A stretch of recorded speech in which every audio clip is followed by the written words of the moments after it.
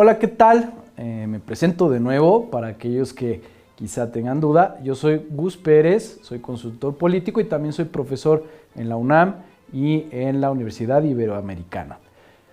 Bueno, pues vamos a continuar con este curso que estamos ahorita desarrollando sobre la institucionalización de los sistemas políticos. Si ya bien en el módulo pasado estuvimos hablando sobre la racionalización, pues ahora vamos a hablar ya en específico de lo que es la institucionalización de los sistemas políticos. Este sería nuestro segundo módulo, ¿vale? Entonces, ¿qué vamos a ver en este tema de la institucionalización de los sistemas? Pues vamos a ver tres aspectos importantes. El primero van a ser este análisis sobre lo que se consideran las fuerzas sociales y lo que serían entonces las instituciones políticas. Punto número 2, vamos a hablar sobre la institucionalización en los sistemas políticos complejos.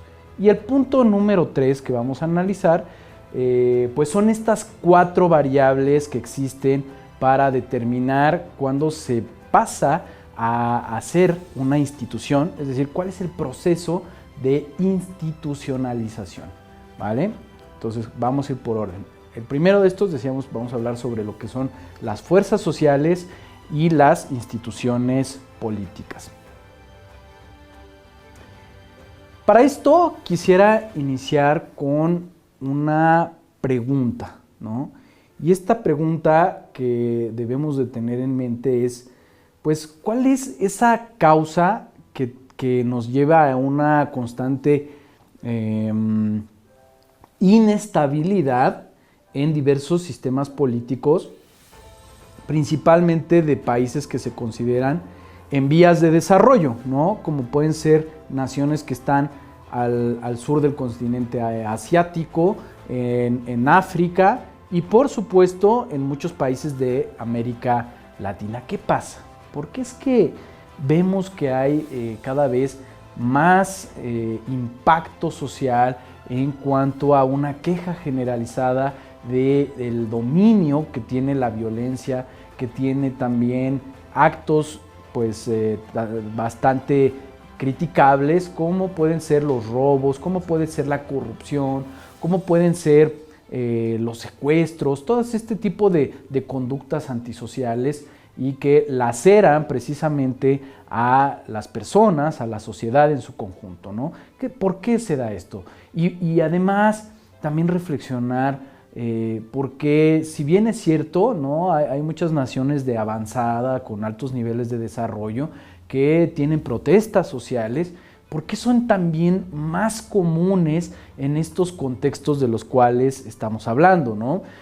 Y bien, para poder explicar qué es lo que sucede en estos contextos de los cuales estamos poniendo la referencia, conviene mucho que tengan en la mente a un autor, a un autor estadounidense que se llama Samuel Huntington, que, bueno, este estudioso, hay que decirlo, tiene mucha crítica por parte de muchos académicos, porque tiene un libro que se llama Las sociedades en cambio. Bueno, tiene un montón de obras, pero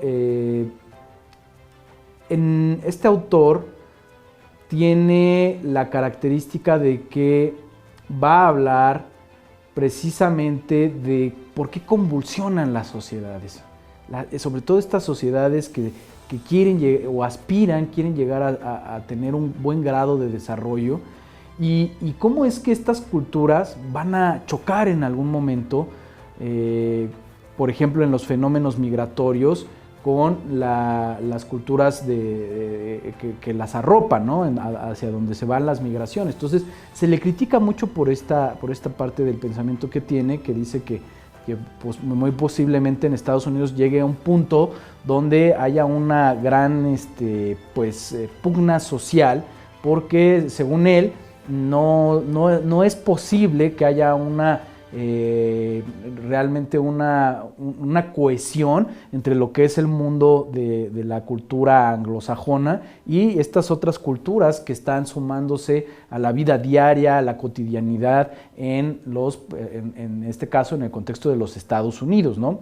Entonces, su pensamiento, a pesar de que ha sido criticado, tiene mucho sentido cuando empezamos a analizarlo a detalle. Entonces, hay que decirlo con toda claridad, es algo que tenemos que analizar sin prejuicios y aprender precisamente lo valioso que tiene para comprender cómo se pueden superar entonces este tipo de contextos difíciles y hacia dónde deben de tender entonces las naciones si realmente quieren hacer que sus sociedades puedan tener un cambio positivo. Miren, realmente lo que dice este autor sobre el por qué ocurre esta violencia y por qué hay tantos movimientos sociales cada vez más beligerantes en estas naciones todavía, como se les conoce, subdesarrolladas o en vías de desarrollo, pues tiene que ver con un cambio social que se ha dado de una forma muy rápida, una movilización política que es innegable, es un hecho lo que está sucediendo, ¿no? Y que cada vez hay más grupos con intereses muy particulares que cada vez quieren obtener más derechos, quieren que se les reconozca ciertas cosas, quieren obtener también beneficios, quieren ser partícipes de muchas cuestiones, ¿no? Y que el problema que estamos viendo es que, por ejemplo, ahora si ustedes lo ven en estas grandes capitales, porque no es propio solamente de México, el movimiento feminista, por ejemplo, pero también la libertad de poder pues, decidir su género, todo este tipo de cuestiones, pues en algunos contextos son más violentos que en otros, ¿no? Y lo que sucede, lo que nos dice Samuel Huntington, es que existe cada vez más demandas sociales, ¿no? Porque esos no son los únicos temas. Hay gente que está muy preocupada, por ejemplo, en cuestiones del medio ambiente o en cuestiones de que se les garantice la seguridad por asesinatos o por extorsiones, etc. Y el problema es que si bien la sociedad encuentra más demandas, ubica más cuáles pueden ser estos derechos a los cuales ellos quieren acceder, por el otro lado, como decíamos también en la clase pasada, vemos que hay un lento desarrollo institucional. Entonces no van a la par. Las instituciones de estos contextos se han visto rebasadas por estas demandas. Las autoridades pues no han podido tener ni los mecanismos para darle respuesta, pero tampoco han podido hacer que estos núcleos sociales se integren a un trabajo institucional. Y es por eso que se ven trabajos totalmente descoordinados, que muchas veces no tienen un sentido, no tienen una planificación y por supuesto no tienen resultados. Entonces, en estos contextos, en estos países en específicos, vemos que la participación política pues es una palabra de moda, es una palabra muy importante en las discusiones que se tienen, tanto académicas, pero también en el plano político, en el plano de las discusiones sociales, ¿no? Entonces, la participación política está constantemente evolucionando, la gente es más despierta, la gente se cuestiona, sobre todo con este fenómeno de la globalización, la gente se cuestiona por qué yo en mi contexto no puedo tener a lo mejor seguridad o no puedo tener que se me reconozcan mis derechos si me gusta una persona de mi mismo género. Ese tipo de cuestiones, la gente pues realmente tiene una conciencia de que ellos también quieren ingerir en las propias decisiones públicas. Pero ¿qué pasa? Las instituciones que existen no tienen todavía esos canales de participación o no han sabido transmitir el cómo entonces ellos pueden llegar a participar y se sienten excluidos. Y cuando una persona o cuando un ente se siente rechazado, pues lo que va a venir es una reacción, ¿no? A cada acto corresponde también una consecuencia. Y entonces cuando hay este rechazo por parte del sistema, ojo, cuando hay un rechazo por parte de este sistema, pues va a venir, por supuesto, una reacción que muchas de estas ocasiones, lo que estamos viendo con tantas marchas que se salen de control, que terminan con objetos quemados o con objetos vandalizados, con agresiones de entre un grupo y otro, esto lo que nos está diciendo es que si bien esta participación se ha venido evolucionando, se carece de un principio básico que es el que nos hace la llamada de atención Samuel Huntington. En estas sociedades que no se han desarrollado del todo, las personas no han aprendido el primer paso. Y ese primer paso es el arte de asociarse, el arte de poderse poner de acuerdo. ¿Para qué? Pues para solucionar todas estas inquietudes, para ofrecer canales de participación institucionalizada, y cuando las cosas no quedan dentro de estos canales institucionalizados, pues lo que vamos a ver es que hay un vacío en la comunicación que va a ser llenado muchas veces pues por agentes manipuladores, ¿no? Por agentes que dentro de un contexto social pues pueden aprovecharse precisamente de esto pues para generar otro tipo de cuestiones: agitación, destrucción, violencia, inestabilidad, confusión. Entonces, ¿qué es lo que le toca realmente a la autoridad? Pues tratar precisamente de que todas esas fuerzas sociales que existen en un mundo más moderno, más complejo, encuentren un cauce, encuentren un canal por el cual se puedan expresar, sean escuchados y estén de alguna forma pues en un contexto institucional. El otro riesgo, el riesgo que se corre cuando las cosas no tienen ese cauce, pues dan origen a muchas cuestiones que pueden ser consideradas atrofias, ¿no? O cosas disfuncionales, como pueden ser todos estos actos de corrupción. Entonces, si ustedes, a mí me gusta mucho compartir que con algunos colegas siempre comentamos que hay muchas cosas que pudieran mejorarse y que no se mejoran pues precisamente porque se van por otros caminos no institucionales y terminan siendo pues muchos de ellos actos de corrupción, que eso es uno de los grandes pendientes que tienen estas sociedades latinoamericanas y por supuesto otras, como decíamos, que también aspiran a poder mejorar, ¿no? Entonces, ¿qué implica realmente este proceso de la modernización como la conocemos? Si ustedes se acuerdan, decíamos que en los contextos donde hemos visto que había un régimen, se destruye este régimen y después se levanta sobre las cenizas de lo que quedaba y se vuelve todo a reorganizar, pues esto que estamos viendo, esta gran multiplicación de fuerzas, es a lo que se le conoce como el fenómeno de la modernización, ¿no? Y lo vuelvo a decir desde la otra perspectiva. O sea, la modernización implica esta multiplicación de diferentes actores sociales que quieren influenciar, quieren ingerir, quieren participar. Entonces, la organización va a ser un dispositivo formal para mantener orden, para mantener cohesión.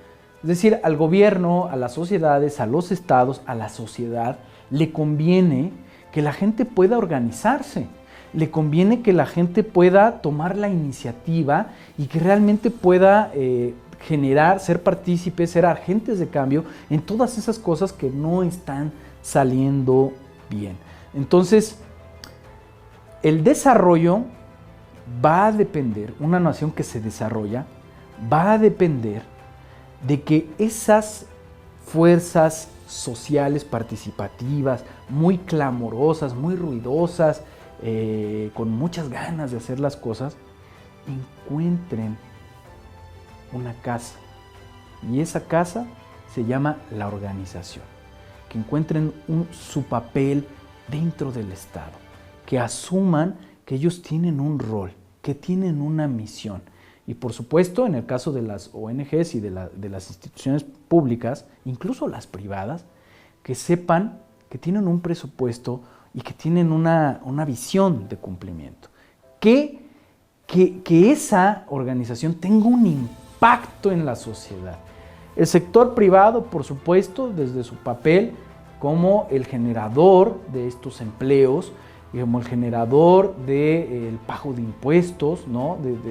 Tienen muchos roles y deben de estar buscando entonces que eso que ellos se dedican a hacer de forma privada, ¿no? Que puede ser cualquier artículo o cualquier servicio, también tenga un impacto en el desarrollo de la sociedad. Y no se diga más, o sea, no se diga ya en el sentido de, por ejemplo, las organizaciones no gubernamentales, ¿no? Que muchas de ellas, en los contextos de las naciones más desarrolladas, pues son un gran motor de la resolución de los conflictos. Entonces, en muchos de los países de avanzada, los gobiernos incentivan que estas organizaciones no gubernamentales se ocupen de todas esas cosas que el gobierno no puede ejecutar y que, por supuesto, se les asigna un presupuesto para que ellos vayan pudiendo contribuir. Evidentemente tiene que ser esta una labor bastante auditada, bastante transparente. Y ya en el otro punto, en el otro extremo, decíamos, pues, la organización privada, las ONGs, y acá pues está entonces las organizaciones públicas, ¿no? Que todas estas, evidentemente, pues tienen un carácter de un impacto inmediato en la sociedad. Por supuesto, las organizaciones públicas van a depender de presupuestos públicos y esto les garantiza también una vida usualmente más longeva. Esta situación de la urgencia por tener cada vez mejores instituciones no va a ser un reto realmente compartido por todas las naciones, ¿no? Para muchas naciones donde no hay tantas fuerzas sociales, pues van a requerir menos instituciones, ¿no? O sea, en las naciones donde hay mayor homogeneidad o donde el régimen político no da la opción a que haya diferentes maneras de pensar, diferentes concepciones, pues no va a haber necesidad de tener un alto grado de institucionalización, porque no va a haber conflicto, en teoría, entre estas diferentes fuerzas sociales. Pero en una democracia consolidada, al menos en el sentido occidental que todos conocemos, sí se necesita que haya una diferencia de organizaciones, es decir, que las organizaciones, las instituciones sean independientes unas de otras para que puedan representar con legitimidad los intereses de cada uno de estos núcleos sociales. Entonces, en las sociedades que les podemos llamar heterogéneas, como estas que decíamos que son las sociedades democráticas, la realidad es que si queremos que haya un buen sistema y que sea óptimo y que haya un buen desarrollo de las instituciones, pues tenemos que garantizar que esas organizaciones sean bastante independientes unas de otras. ¿Cómo dice la palabra? Coadyuvando, es decir, ayudando de alguna forma en una parte que les corresponde a lograr un objetivo bastante válido y bastante común y que realmente tenga un impacto en la sociedad, pero no puede ser una cuestión ligada a la otra, es decir, cada una de las organizaciones va a tener un fin, porque si no, pues ocurre una duplicidad de funciones, puede ser juez y parte, se necesita que haya poder, en el caso de los estados-nación de tipo democrático, se necesita que haya una clara división de poderes, ¿no? Entonces decíamos, en esas sociedades homogéneas, que ustedes pueden considerar una sociedad de tipo homogénea, por ejemplo, Corea del Norte, ¿no? En donde si tú tienes una opinión diferente, el gobierno la rechaza, el sistema de ahí lo rechaza y bueno, pues si puede te va a tener que aplicar sus formas de justicia, posiblemente censurándolo y bueno, pues ahí donde no hay esta posibilidad de que haya diferentes fuerzas sociales, no va a haber necesidad entonces de que las instituciones tengan un alto grado de desarrollo y ni que tampoco sean independientes unas de otras, porque en realidad el sistema es totalmente diferente, es un mecanismo mucho más homogéneo, ¿no? Esa es la idea que quiero transmitir, porque van a ser todas piezas muy compactas, en donde no va a haber la necesidad de que haya una distinción entre estos propósitos. Ahora, lo contrario ocurre en todas estas grandes naciones desarrolladas y ustedes pueden tener en su cabeza estas grandes, estos países que sirven de ejemplo para mucha gente, como pues pueden ser los países nórdicos, puede ser Canadá, puede ser los mismos Estados Unidos, puede ser Australia, Japón, no se diga, ¿no? Que son sociedades sumamente complejas. Y son complejas porque requieren que las fuerzas sociales que existen, pues al menos sean más o menos compatibles, ¿no? Y que haya estas organizaciones, llamadas ahora ya instituciones, que nos salvaguarden, que a pesar de que a lo mejor hay una fuerza social muy grande, no va a ir a aplastar a estas otras fuerzas chiquitas que existen también, o que pueden ser de alguna forma satelitales. Es decir, debe de haber estas instituciones sirven para dar equilibrio a estos sistemas, ¿no? Entonces, esta viabilidad institucional es lo que va a terminar formando la posibilidad de que haya una comunidad. Este gran sentido de el pensamiento que va a poder beneficiar a todo el mundo, va a componerse precisamente de esas individualidades, de esas diferencias que podemos tener. Y en casos específicos como México y como otras, por supuesto, otras naciones también centroamericanas o en Sudamérica, pues estamos viendo que hay sociedades que para nada son homogéneas, ¿no? Son distintas a veces hasta no solamente racialmente, sino son también distintas en cuanto a su idiosincrasia, a sus propias lenguas nativas, y eso son cosas que las instituciones deben de salvaguardar precisamente para que no haya un dominio absoluto o no haya una imposición por parte de un pensamiento que puede ser numéricamente dominante.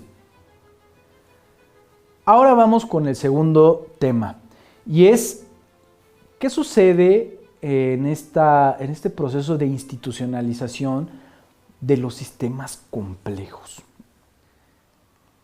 Miren, las sociedades complejas requieren principios generales, cosas con las que nos podemos poner de acuerdo, ¿no?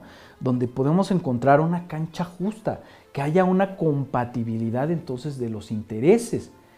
Y esos principios generales usualmente los vamos a encontrar en las leyes o en las normas, ¿no? Entonces también ahí, en estas normas, en estas leyes, en estos acuerdos que tenemos, vamos a encontrar precisamente la otra cara de la moneda. Si tenemos derechos, también tenemos obligaciones, ¿no?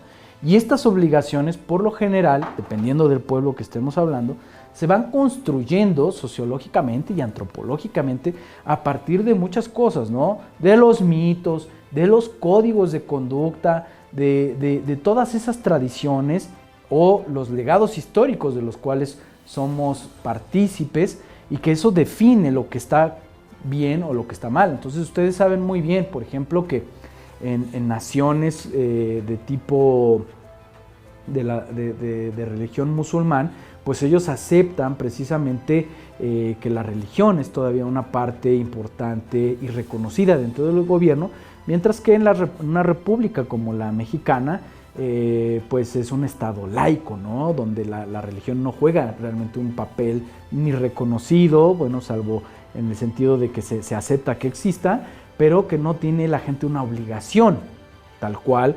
No hay una ley que diga que tú tienes que formar parte de una religión. Esto es importante mencionarlo, porque nosotros pues venimos de una tradición distinta que fue modificada y que se desliga, ¿no? Entonces al clero del quehacer de la institución pública o del gobierno. Y entonces cuando nosotros vemos que las constituciones, todas estas normas, sus leyes secundarias,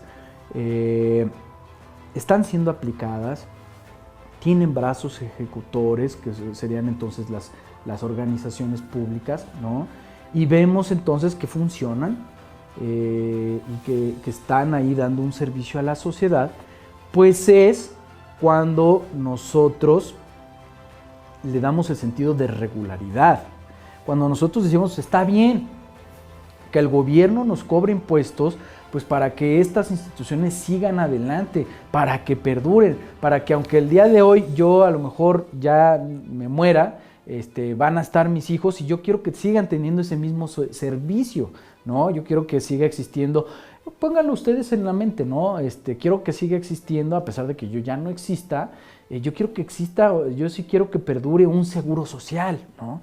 Una institución como estas, o quiero que haya todavía una secretaría que se dedique a el fin que ustedes quieran, ¿no? A la recaudación, las secretarías, que siga habiendo educación pública, ¿no? Hay muchas secretarías porque tienen una función social. Entonces, esto, cuando hay este tipo de normas que se transforman, estas normas se transforman entonces en un aparato político, en un brazo ejecutor que vienen a hacer estas organizaciones sociales, les vamos a dar ese sentido de una regularidad y queremos mantenerlas porque sabemos que generan un bien social. Esto nos lleva a que las organizaciones que están cumpliendo bien sus cometidos son apreciadas socialmente. La gente les da un valor y esto genera que trasciendan entonces por generaciones. Entonces, la misma secretaría con la cual reguló mi educación, porque yo fui a escuelas públicas, pues fue también la misma que le dio servicios, por ejemplo, a mi padre, o incluso a mi abuelo, ¿no? Que hubo una Secretaría de Educación Pública. Eso es una institución. Perdura más allá de la edad que ustedes puedan tener y perdura por generaciones seguramente, ¿no? Entonces estas instituciones van a ser subunidades de un sistema político y social.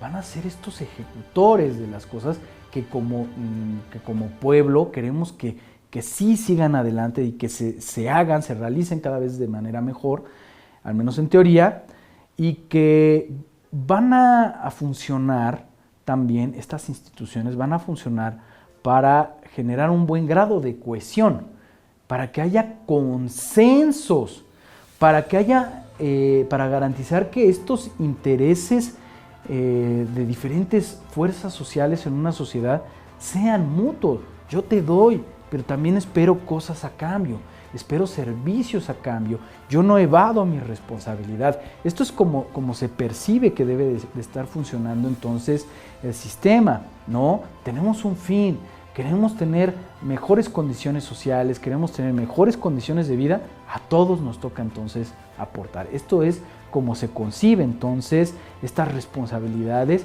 y estos garantes, además de que el día que a lo mejor tú y yo podemos tener ideas distintas, pero debemos de tener entonces estas instituciones bien saludables para que puedan dirimir esos conflictos que podemos llegar a tener en algún momento determinado. Entonces, ustedes se preguntarán, ¿cómo podemos entonces medir el grado de comunidad en un lugar, en una sociedad, ¿no? Pues el grado de la comunidad en gran parte va a depender de esta variable institucional. Las instituciones están sirviendo, están fungiendo, están realmente ejerciendo su cometido, o ya son a lo mejor instituciones que vemos que ya no tienen una utilidad. Por ejemplo, ustedes no sé si sabían, pero después de la Revolución se hizo una institución específica para la repartición de las tierras, ¿no? Y ya ahora ya desapareció esta Secretaría para el Reparto Agrario, ya no existe, ¿no? Ahora hay otra institución que también atiende cuestiones agrarias, pero ya no con ese sentido de repartir lo que existía, porque ya se repartió, ¿no? Ahora al contrario, casi nos faltan, pero las instituciones tienen también una vigencia dependiendo de su funcionalidad. Esto es muy importante que ustedes lo tengan en mente.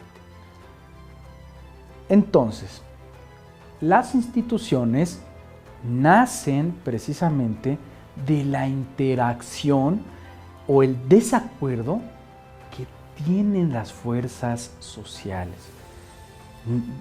Es decir, no va a haber, no se va a presentar una institución, no va a existir cuando no existe una necesidad social. Sería un gasto innecesario, digámoslo así, ¿no?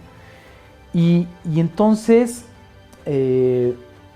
las instituciones van a ser estos grandes dispositivos para resolver principalmente conflictos que están ahí en el seno de la sociedad, que están en nuestra propia interacción y que pueden ser dos cosas, ¿no? Pueden ser por un lado normas y también pueden ser por otro lado organizaciones con personas ahí adentro.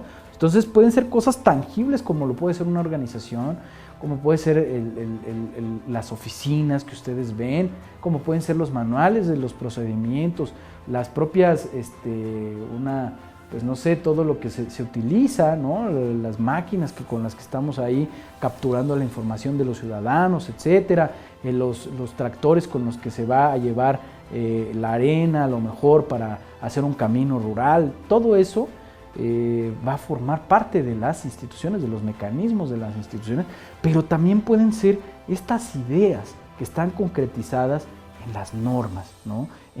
En toda una constitución es una norma. Entonces, una constitución es el más claro ejemplo de lo que va a ser un dispositivo institucional. Entonces, en concreto, ¿qué es una institución, no? Y aquí siempre me viene este dilema, yo creo que muchos lo tendrán, o quizá no lo habían tenido claro, de que qué es primero, el huevo o la gallina, ¿no? Y mucha gente se pregunta, ¿una institución es lo mismo que una organización? ¿O qué es primero, no? Y aquí sí es muy claro. Primero, antes que otra cosa, va a ser una organización. Y esta organización, decíamos en la clase pasada, esta organización puede llegar a tener una legitimación por parte de la autoridad, y entonces sería algo legal, una formalidad. Y entonces cuando esta organización cumple ciertos parámetros que vamos a ver, que sobre todo tiene que ser una pauta de conducta reiterada, valorada, ¿no? Muy estable, y cuando digo valorado quiero decir que sea apreciada por la sociedad, que sí le encuentre un sentido, pues entonces eso se puede llegar a convertir en una institución. Lo mismo va a pasar con los procedimientos, decíamos las normas, ¿no? O la Constitución. Y ahorita yo creo que estamos en el caso de México pasando por un momento de grandes disyuntivas, ¿no? Porque la gente que se dedica a los estudios constitucionales siempre han hecho una reiteración de que la Constitución que tenemos en México es buena. Es una Constitución técnicamente buena, ¿no? Desde su origen, desde la Constitución que tenemos, pues realmente ha sido bastante bien, o sea, pensó en el futuro. ¿Cuál es el problema? El problema es su ejecución, ¿no? Y el problema tiene que ver precisamente con cómo se hacen, cómo se llevan a cabo estas normas. Y lo mismo va a pasar entonces con las instituciones que emanan de esa Constitución. Entonces ahorita si ustedes ven cualquier encuesta de confiabilidad, pues van a ver que tienen muy baja popularidad las instituciones como son los políticos, las cámaras y por ejemplo también muy peligroso el caso de las fuerzas policiales, ¿no? Que si nosotros comparamos con otros países, pues las fuerzas policiales son muy bien aceptadas, son muy bien respetadas, pero ¿qué es lo que está pasando en un contexto como el mexicano? Y es por eso que hay un debate, ¿no? Que mucha gente dice, pues es que yo para qué denuncio a la autoridad, si la policía no va a hacer no va a hacer su papel, no va a hacer su tarea, no sirve de nada. Y ahí es cuando vemos que hay ese dilema, porque nosotros para darle una viabilidad institucional a estas cosas que vemos, pues deberíamos apreciarlas, deberíamos decir, sí funciona, por eso es que no me cuesta pagar impuestos. Pero cuando las instituciones no dan esos resultados que queremos, la gente se cuestiona. La gente dice, pues yo para qué pago impuestos si no me garantizan mi seguridad, si veo que está la calle llena de hoyos, ¿para qué quiero yo pagar impuestos? ¿Por qué me hacen pagar si no veo los resultados? Más allá de la cuestión de a lo mejor poder recibir una ayuda social, hay otros aspectos que a la gente que no recibe ayudas sociales también le molesta y quiere ver que lo que le corresponde a estas instituciones, pues a ver, que den los resultados que deberían en teoría entregar. Entonces, vamos a leer lo que dice aquí en esta presentación, lo que dice esta lámina. El proceso de institucionalización se da cuando adquieren valor y estabilidad las organizaciones y procedimientos. Eso es el proceso de institucionalización.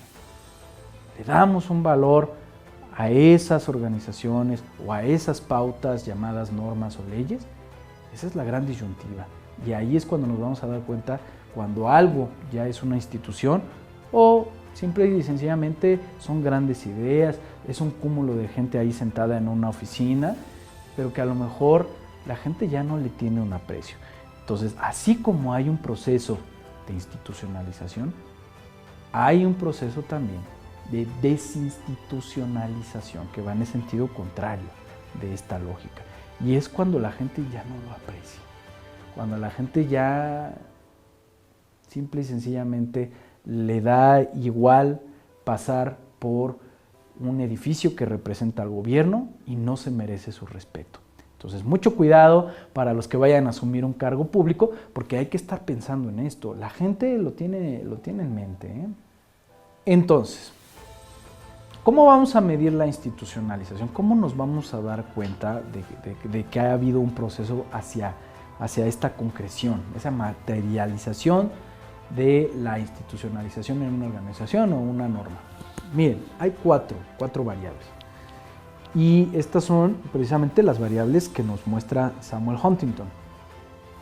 Adaptabilidad, complejidad, sería también la tercera, sería la autonomía, y la cuarta sería la coherencia. Entonces vamos a ir con orden explicando cuáles son estas variables. La primera variable es esta de la adaptabilidad, que por supuesto lo contrario es la rigidez, ¿no? ¿A qué le suena la adaptabilidad, no? Pues tiene que ver con poder superar las dificultades, con amoldarse a las nuevas realidades, con ser resilientes, que es un nuevo término en el sentido de las organizaciones, ¿no? El ser resilientes, el adaptarse a las nuevas dificultades que hay. Y entonces la adaptabilidad se va a poder apreciar muy claramente en la antigüedad, decíamos, ¿no? Se supera las generaciones, si ya lleva mucho tiempo allí y si sigue dando un servicio que es útil, ¿no? En el caso de la empresa, también hay empresas que se vuelven prácticamente instituciones, ¿no? O sea, ustedes piensen, ahí les puse en la presentación el caso del banco Chase, ¿no? Chase, que realmente pues es esta empresa heredera de JP Morgan, ¿no? Que ha cambiado de nombre, todo eso se ha ido actualizando, pero ahí sigue y son instituciones de más de 100 años prácticamente ya, ¿no? Han superado diferentes generaciones y por supuesto se dice que son adaptables porque han sabido enfrentar esos desafíos que ocurren en el ambiente de las instituciones, ¿no? Ha habido crisis, ha habido amenazas, ha habido muchas cosas, ha habido gente que no se ha podido adaptar y eso, que son las instituciones, han seguido allí. Se han podido recuperar cuando les ha ido mal. Eso es un buen indicador de lo que sería esta variable de la antigüedad. También, por supuesto, en la adaptabilidad vamos a poderla apreciar cuando vemos que las respuestas que dan siguen siendo funcionales, si realmente los servicios siguen siendo atendidos y hay una demanda. ¿no? O sea, hay gente que demanda que ese servicio siga funcionando. Eso también va a ser un muy buen indicador de la adaptabilidad. Y por supuesto, el ir comprendiendo qué papel juegan estas organizaciones conforme a los nuevos planteamientos, los nuevos retos. Ahorita estamos en una situación donde se ha cruzado la cuestión de la pandemia, ¿no? Entonces muchas organizaciones han quebrado, han desaparecido. Si ustedes lo quieren ver, muchos negocios pequeños no han tenido la capacidad de adaptarse, por ejemplo, con una cuestión tecnológica, no tenían los elementos para hacerlo y han quebrado, ¿no? Y eso deja a mucha gente sin trabajo, sin oportunidades, y a los gobiernos nos obliga también a que hagan algo para tratar de irse adaptando. Segunda variable. Ya hablamos de la adaptabilidad, ahora vamos a hablar de la complejidad. Esta es la segunda variable, la complejidad. ¿Y qué va a ser contrario a la complejidad? Pues la idea de lo simple, ¿no? La simplicidad. Cuando nos referimos a que una organización tiene que ser, una institución tiene que ser compleja, no nos referimos a que no se le entienda, a que no podamos realmente descifrar, que sea una cuestión aquí, una entelequia, que es muy difícil de comprender. No se trata de eso. Tiene que ver con que si ustedes vean lo que ha pasado en las naciones americanas. Al principio era poquita la gente que vivía aquí, ¿no? Ahora las sociedades americanas son de las más numerosas que hay, ¿no? Porque mucha gente ha venido a vivir a estas naciones y esto hace que se multipliquen los intereses, que además haya cada vez gente de diferentes orígenes y estas serían entonces las subunidades que están ahí interactuando y que tengan que acoplarse, que cada quien tiene sus ideas, todo esto, y entonces pues los sistemas que en un principio teníamos de estas naciones pues eran cosas muy básicas. Ahora tenemos que darle cada vez más cabida a diferentes intereses, ¿no? Y eso mismo pasa si ustedes lo ven en un puesto de hamburguesas. Es así de sencillo. Cuando tú pones un puesto allí en la calle, pues al principio no tienes a lo mejor obligaciones fiscales ni nada, y lo pones y tú eres el jefe y tú tienes que andar buscando quién te ayuda y todo esto. Pero ¿qué pasa? Conforme vamos haciendo lo más formal el negocio, queremos atender más demanda, porque a lo mejor nos salen muy bien estas hamburguesas, hay más gente que quiere, y para poderle dar servicio y no perder esa ganancia, pues tenemos que aplicarnos a precisamente hacer cosas más complejas, meternos al SAT, meternos a declarar impuestos, que si vamos a contratar a alguien, pues también hay que pagarle su cuota patronal, pagarle el seguro social, y te vas sujetando a muchas otras cosas con otras instituciones que juegan su parte dentro de este sistema, ¿no?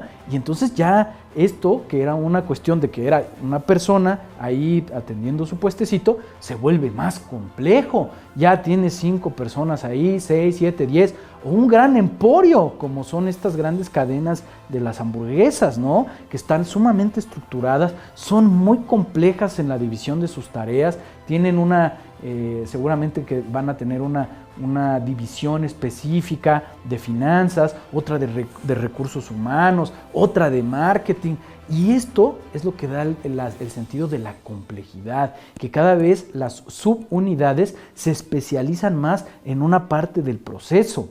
Esto es lo que diferencia a una organización chiquita, como puede ser ese puesto que decíamos, a un gran conglomerado, un gran consorcio de las tallas de estos grandes franquicias de alimentos rápidos, ¿no?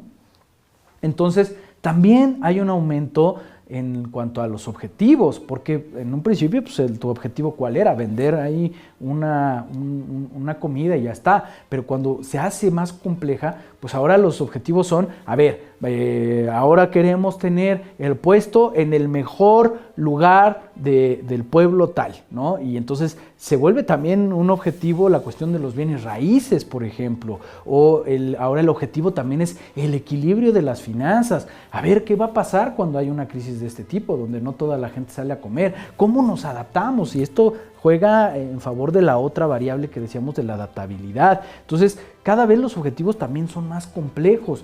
Y esto va a implicar también otro indicador, que es que surgen liderazgos compartidos. En un principio decía yo, en mi puesto, pues yo era el líder y el ejecutor y todo, y nadie me podía reclamar o nada. Pero ahora, como hay más niveles de organización, ¿no? Pues ahora las responsabilidades decaen. A ver tú, gerente de marketing, ¿por qué no me traes más clientes? A ver tú, recursos humanos, ¿cómo le hacemos para cubrir esta vacante? Y así es como hay cada vez más liderazgos que deben decir, sí, pues yo asumo el compromiso de que ahora voy a traerte cada vez mejores perfiles para llenar estos vacíos que hemos dejado, etc. Y también en una sociedad o en una organización que es considerada compleja, pues va a haber o debe de existir una coexistencia precisamente de fuerzas diferenciadas, de fuerzas mixtas, porque ¿se acuerdan ahorita que decíamos? Aquí está la gerencia de recursos humanos, acá la gerencia de finanzas, acá la de marketing, de tecnologías de la información, las que a ustedes se les ocurran. Y ellos pues van a tener una fuerza específica dentro de la organización, ¿no? Y entonces la gente de recursos humanos no va a hacer las cosas que la gente de marketing, ni la gente de finanzas, la de recursos humanos, ni viceversa, ni de tecnologías de la información. Debe de haber una diferenciación con cada vez una fuerza distinta y que más o menos debe de mantener un equilibrio, porque si no, pues sería como en una orquesta donde la gente no sabe tocar un instrumento, no es especialista de su propio instrumento, y esto sería pues obviamente una cosa abominable de escuchar, ¿no? No habría un ritmo, no habría una melodía, ¿vale? Vamos a hablar de nuestra tercera variable, que es la variable de la autonomía. Y la autonomía va a ir en contra de la subordinación, ¿no? Entonces, en el caso de los sistemas democráticos, nosotros decíamos que la aspiración es que haya una diferenciación precisamente de las instituciones para que sean neutrales a los intereses que puede haber de las diferentes fuerzas, ¿no? Y para que esto realmente se pueda lograr, pues ¿qué se va a necesitar? Esto es una pregunta de mucho peso, porque el principal ingrediente va a ser que haya normas, que haya un cúmulo de reglas que le den una independencia a cada uno de los componentes, ¿no? Porque si nosotros, por ejemplo, no garantizáramos que el poder ejecutivo está totalmente deslindado del poder legislativo o del poder judicial, imagínense que el poder judicial estuviera nada más en manos de una cabeza, ¿no? Pues entonces el poder ejecutivo podría castigar siendo juez y parte, lo cual pues en una democracia no es algo óptimo. Entonces sí que se necesita que haya cada vez una mayor independencia entre estas subunidades, ¿no? Entre cada una de estas instituciones. Y lo mismo va a pasar en una empresa. ¿Qué pasaría si tuviéramos entonces un departamento de finanzas y acá a lo mejor un departamento de auditoría que estuvieran en la misma área? Pues esto es irracional, porque nunca vas a poder hacer que haya una fuerza que esté vigilando que tu dinero de tu empresa, de tu carrito o de tu changarro, se esté utilizando de una manera correcta. Si tienes empleados que a lo mejor pues, son corruptos, necesitas entonces una instancia que esté vigilando que efectivamente se están llevando a cabo las cosas de una manera ordenada, ¿no? Porque si estuviera ahí adentro, pues se solapan los intereses. No, si yo cometo un error, pues simple y sencillamente lo oculto a los ojos del jefe, y esto pues va a dar cabida a que haya cada vez más corrupción, porque hay corrupción en las empresas. Esto también hay que decirlo. Adentro de las propias empresas hay corrupción, y pues por supuesto también en los gobiernos, ¿no? Es la misma idea. Entonces debe de haber instituciones diferenciadas que puedan triangular esta información, puedan estar constantemente vigilando que cada quien haga su parte que le toca hacer, ¿no? Dentro de una tarea. Entonces, la aislación de la influencia o la solapación que pueda haber entre las fuerzas de una misma institución, pues es cáncer, es realmente un problema, ¿no? Es algo que tiene que ser erradicado. Y hay otra cuestión aquí con la parte de la autonomía. Miren, las organizaciones que no tienen una previsión a futuro, por lo regular van a ser muy dependientes, ¿no? O sea, subordinadas a cosas que pueden estar pasando alrededor precisamente de lo importante de esta organización.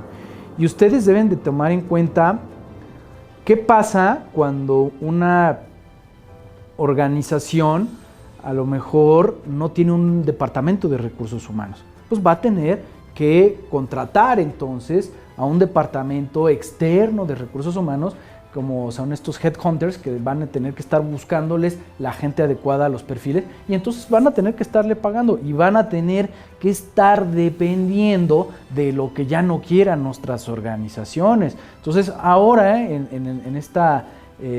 cada vez hay instituciones más modernas que lo que hacen es decir, bueno, a ver, yo quiero que la gente que sale, la gente que avanza en una organización, pues sea gente que comparte mi visión, sea gente que comparte mis valores, y por supuesto se tiene que dar una capacitación, porque si tú quieres que la gente que a lo mejor inició en el nivel más bajo dentro de tu organización, pues vaya escalando, lo que tú quieres es que esa persona esté en una constante renovación, y esto pasa desde hace siglos, ¿no?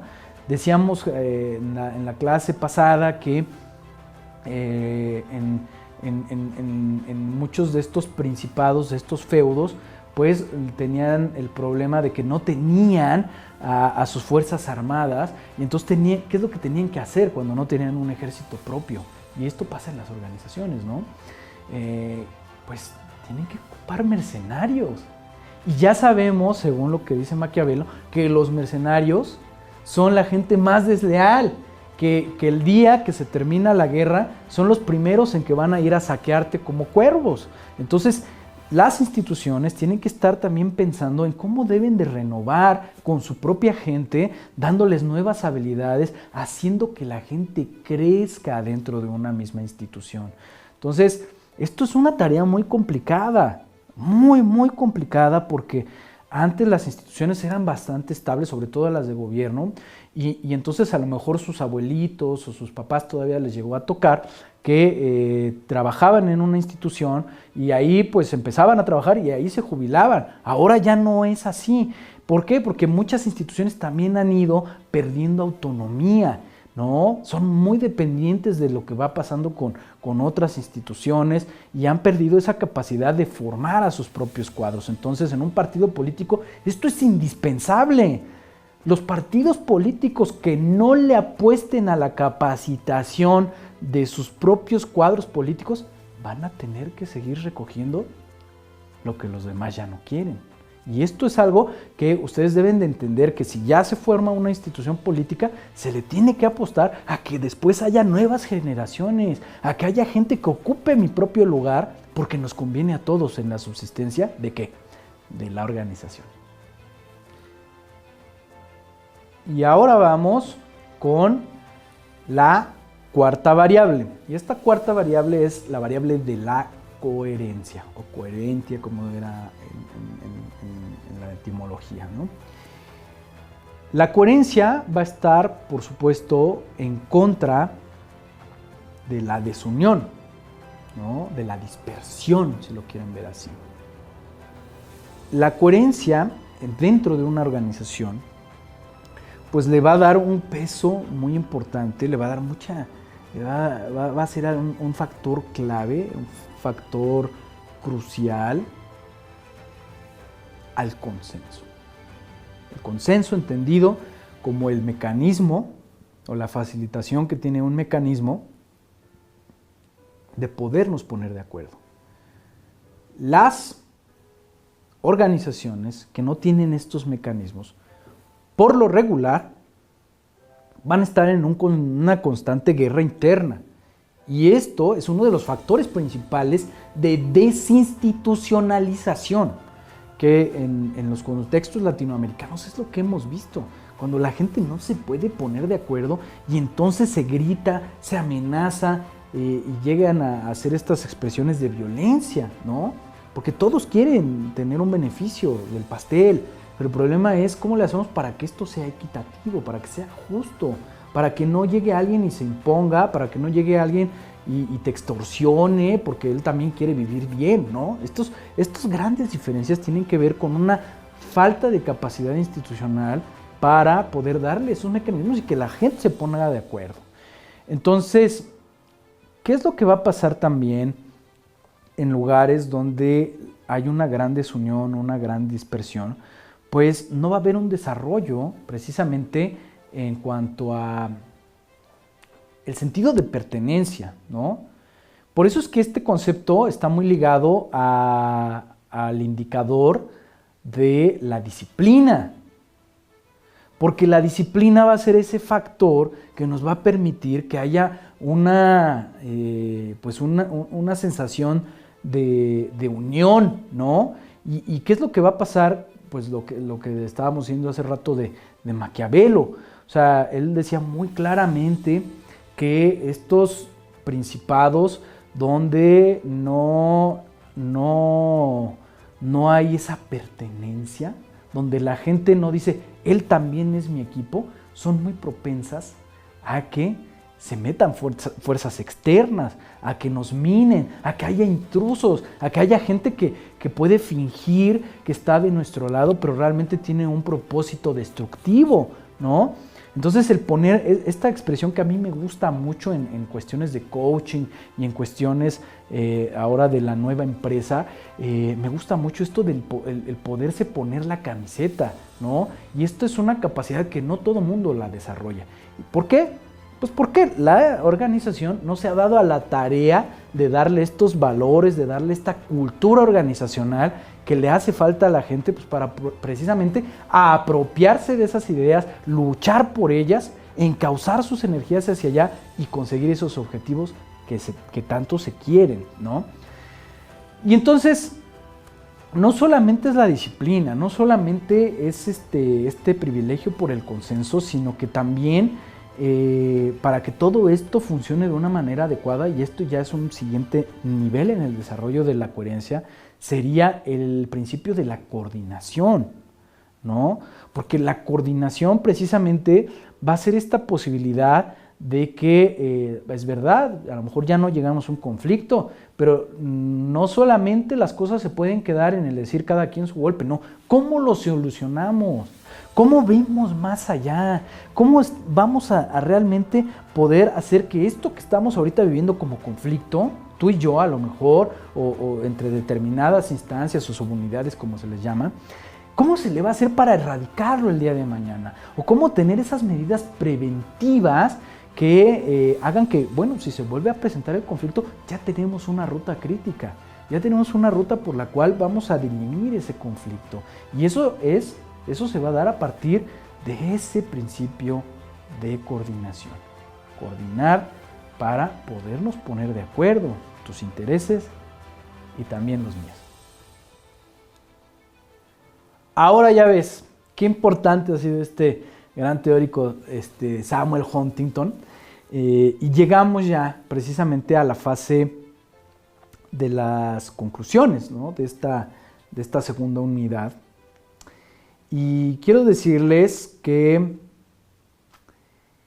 lamentablemente en las naciones latinoamericanas, como veíamos también en la primera unidad, en este proceso de institucionalización, yo creo que se han quedado truncas. No sé, ¿ustedes qué piensan? ¿Qué opinan? ¿Realmente hemos alcanzado nuestro máximo potencial? ¿Ya podemos echar las campanas al vuelo? Cuando nosotros nos hemos hecho del poder, ¿podemos decir que ya cumplimos nuestro cometido?